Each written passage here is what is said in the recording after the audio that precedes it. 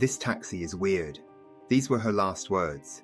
She was 19, radiant, curious, and full of life. A Swedish student in love with Paris, learning the language, chasing her dreams. But on the morning of April 19th, 2008, her burnt body is discovered in a forest clearing 50 kilometers from the capital. Her name is Susanna Zetterberg, and this is the story of the man who took her life, the monster behind the wheel of a fake taxi. I'm Francois, your host, lawyer by trade and true crime investigator by instinct. So pour yourself something warm, settle in, and join me as we delve into another episode of Espresso Crime.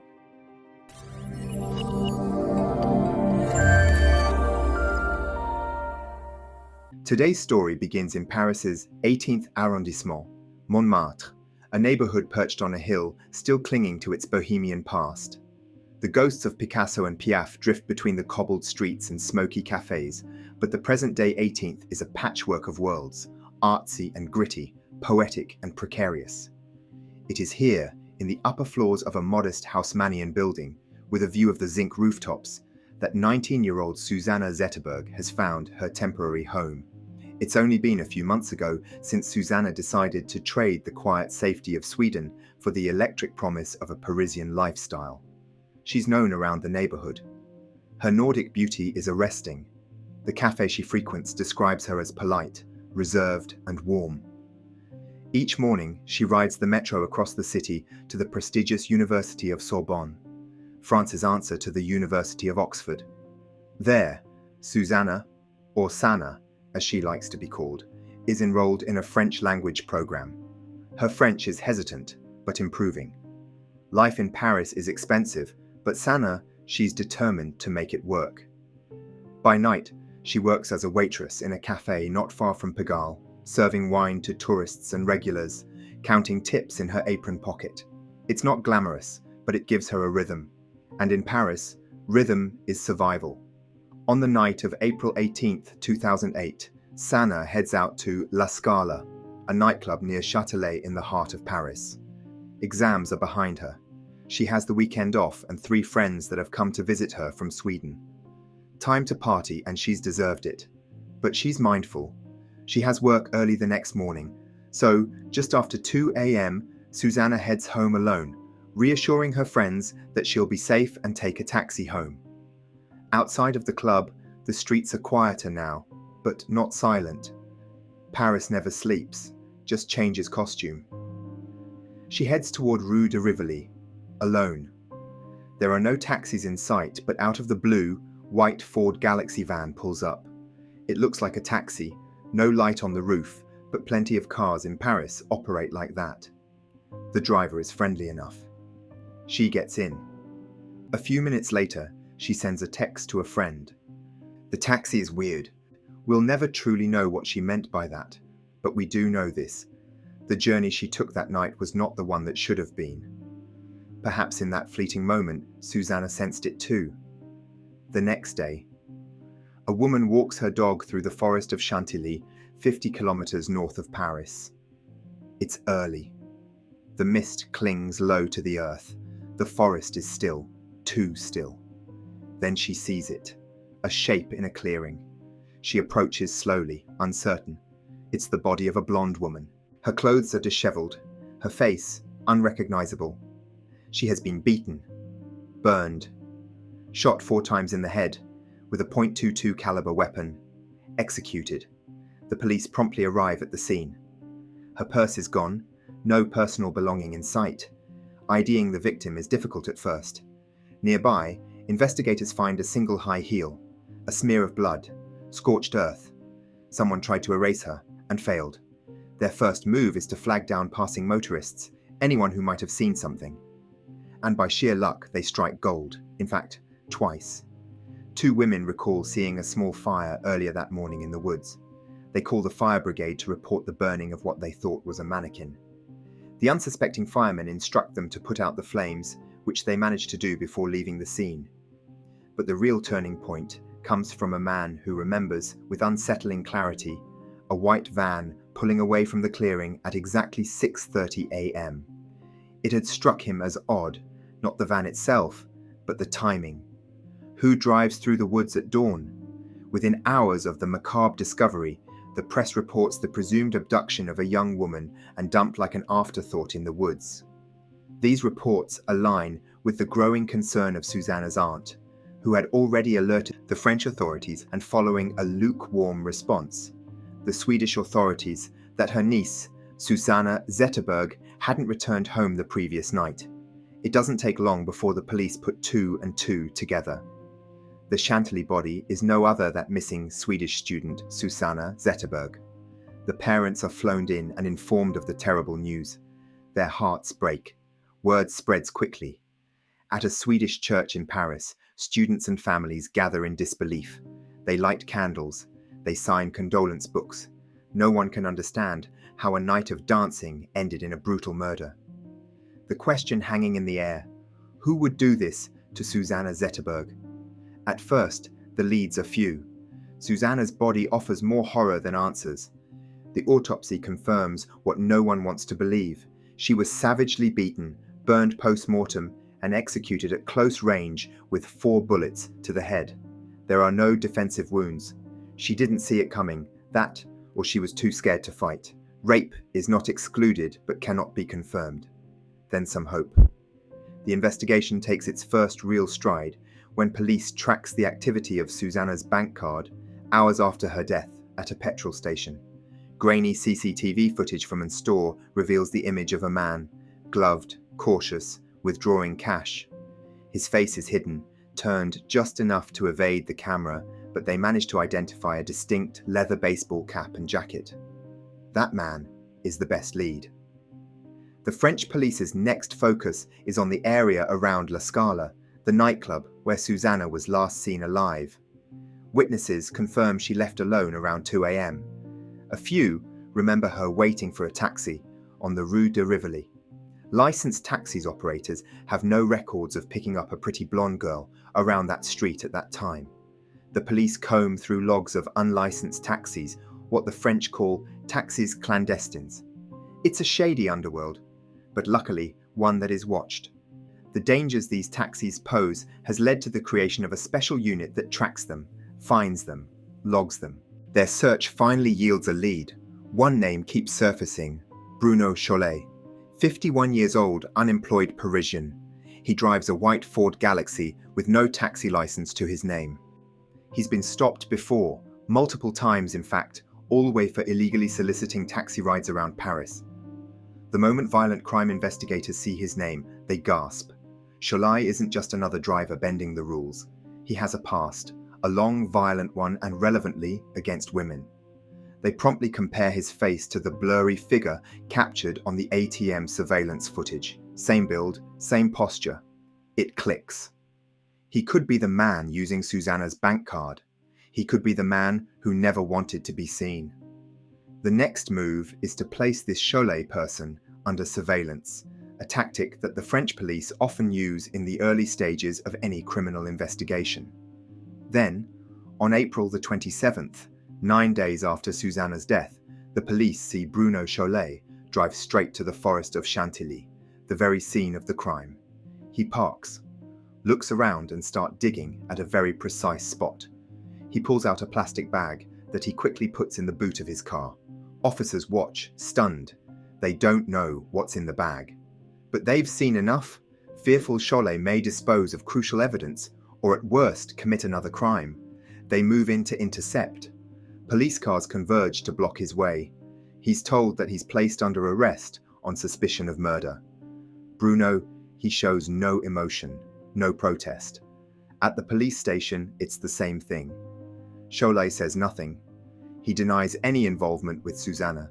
He denies ever meeting her. He denies driving to the scene of the crime. He denies everything. Truth is, the police have got their work cut out for them. Cholet's criminal files don't just portray a man with a record, but a man with a pattern. A man very familiar, if not immune to police interrogations. His criminal history reads like a blueprint for manipulation, domination, and violence. In 1983, he is convicted twice in the same year for 2 brutal sexual assaults. Both victims, a woman and a young girl, were strangers. Both were attacked in isolated wooded areas. He used threats, a firearm, restraints. The same trademarks present in Susanna's case, except that these victims were left alive. For these crimes, he's sentenced to 6, then 18 years in prison, most of which he will serve before his release in 1999. In the 2000s, Cholet makes frequent prison visits for extended periods of time for armed robberies and fraud. By the time he meets Susanna, 3 years have passed since his last incarceration. By then, he spent more of his adult life behind bars than outside them. Since late 2007, he's been renting a small flat in Paris's 10th arrondissement. On the surface, Cholet is a man trying to stay out of trouble. He lives with a woman, a political science researcher, who suspects nothing of his dark side. Neighbors describe as quiet, a man that keeps to himself. Still waters run deep, as they say. The system labels Cholet a multi-recidivist, a repeat sexual offender. Psychiatrists describe him as psychologically unstable, violent, impulsive, dangerously manipulative with zero empathy for his victim. If back at the police station Cholet maintains his silence, his apartment not so much. Among piles of papers they find something deeply disturbing, a notebook full of classified ads, petites annonces from women seeking company, highlighted, annotated. He has been collecting them, studying them. One note stands out in particular. It details women seeking rides late at night, exactly the kind of context in which a fake taxi could strike. Also in his flat, the police find a leather cap, identical to the one caught on the ATM camera. A red and black sticker on his computer reading "Criminal Minds," a nod to the cult American TV series about profilers and serial killers that you, my dear viewers, are probably familiar with.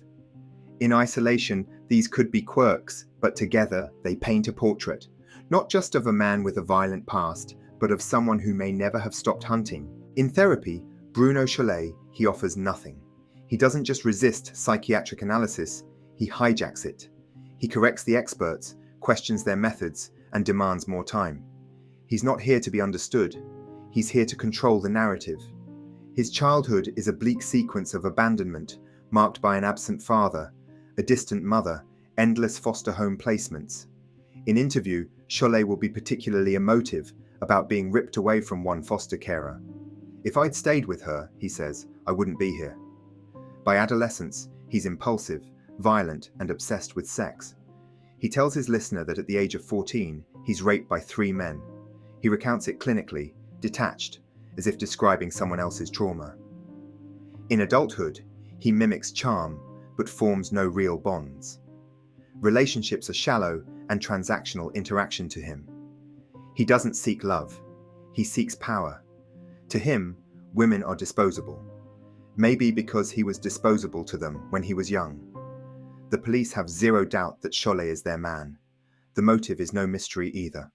Sexual assault, a crime that he took steps to mask by setting Susanna's body on fire. They will never get to the bottom of the significance of the Susanna 377 sticker on the plastic back Cholet recovered from the woods. Bruno Cholet's trial begins on Tuesday, the 4th September 2012, a full 7 years after Susanna's murder. That day, the assize court is tense, crowded, and focused. Bruno Cholet, now 55, stands accused of the kidnapping and murder of 19-year-old Susanna Zetterberg. Over the years, the matter has garnered international interest. The courtroom is not just a stage, it's an arena. And Cholet, once again, is playing the lead. Not that you'd realize that at first. He arrives hunched, pale.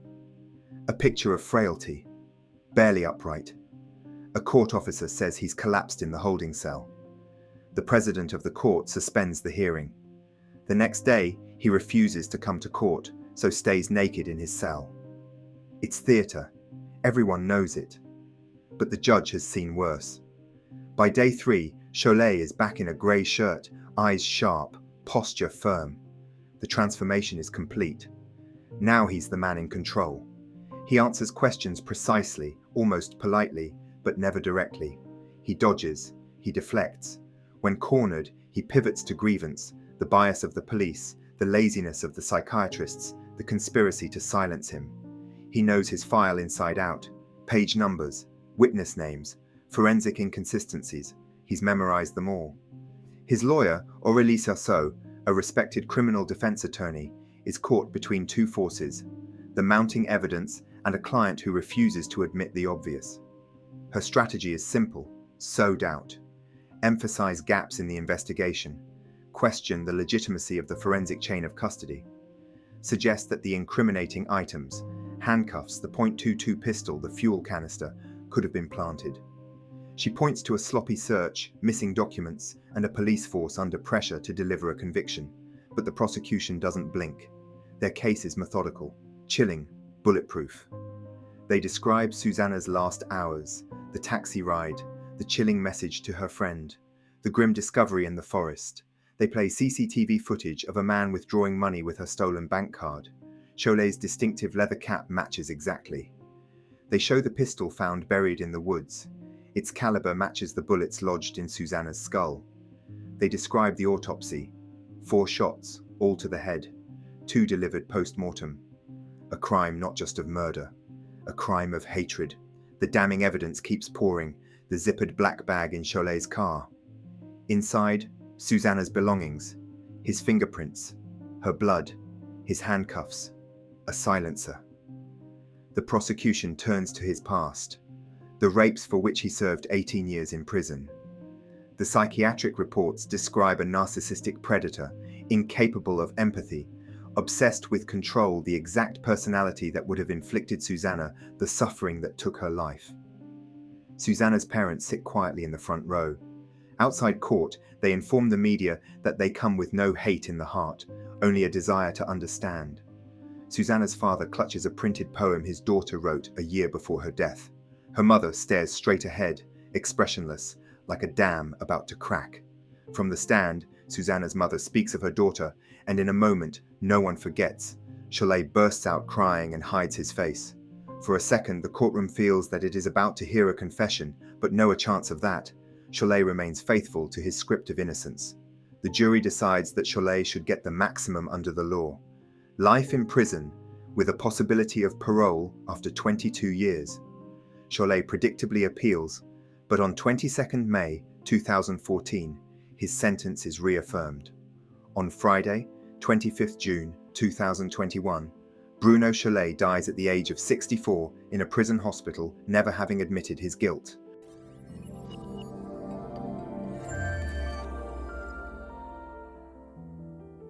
Susanna Zetterberg came to Paris with a suitcase, a notebook, and a dream.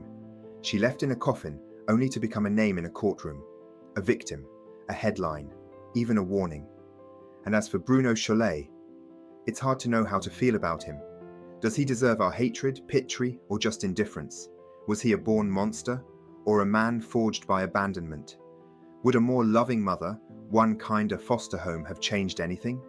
Or was this tragedy always waiting to happen? I'm not sure. Even if the early years of his life were unkind to him, Cholet remained unrepentant to his last dying breath. How are we now supposed to feel sorry for him when, after robbing Susanna off, her family chose to rob them of the truth? Or is it unfair to expect feelings of remorse from a man who was never given a chance to learn how to feel in the first place? Tricky. Tell me what you think in the comment bar below. In the wake of Susanna's death, her parents made a striking choice. They decided to answer violence with purpose by using donations received from the French public to support young people in some of Paris' most deprived neighborhoods. A quiet, determined act of humanity in the face of a senseless act that I found inspiring. Thank you for listening to Espresso Crime. If this story moved you, please take a moment to like, comment, and subscribe. It helps us bring these voices, these stories, back into the light. If Susanna's case left a shadow in your thoughts, let it lead you to that of Jeanette O'Keefe, a young woman caught between charm and danger one New Year's Eve night in Paris. Until then, take care of yourself and of each other.